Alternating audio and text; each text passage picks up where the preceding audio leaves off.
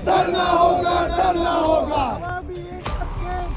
डरना होगा, डरना होगा।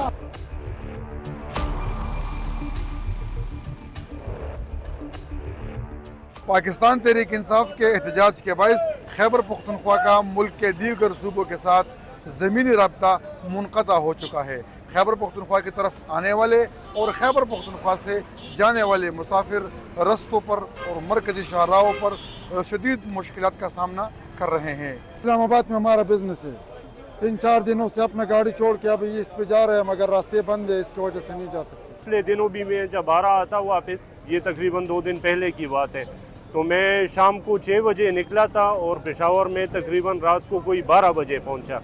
वो भी इस वजह से कि अटक में बहुत ज़्यादा रश बनी हुई थी और मैं वहाँ पे फंसा हुआ था रश में। तो यही सूरत हाल अभी भी है गुमगू की कि पता नहीं रास्ते खुले होंगे या बंद होंगे। कहूँगा कि जितना जल्दी हो सके हुकूमत को चाहिए मामला सॉर्ट आउट करे ताकि अवाम खुश रहे।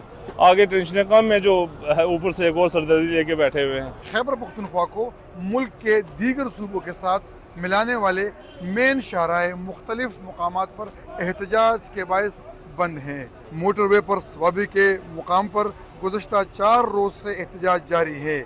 इसी तरह हवेली इंटरचेंज भी मोटरवे पर बंद है।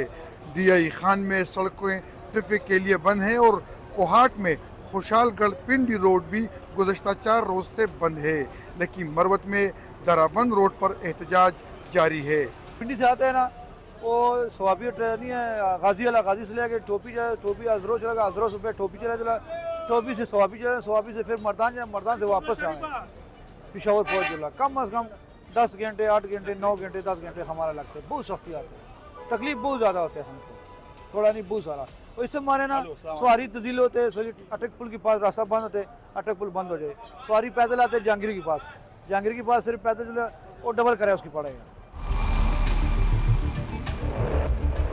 गुज़श्ता हफ्ते से रास्तों की बंदिश पर पेशावर हाई कोर्ट ने चीफ सेक्रेटरी खैबर पख्तूनख्वा और IG पुलिस को हिदायत दी है कि इससे मुतल्लिक रिपोर्ट जल्द से जल्द पेश करे और रास्तों को खोलने के लिए इक़दामात उठाएं।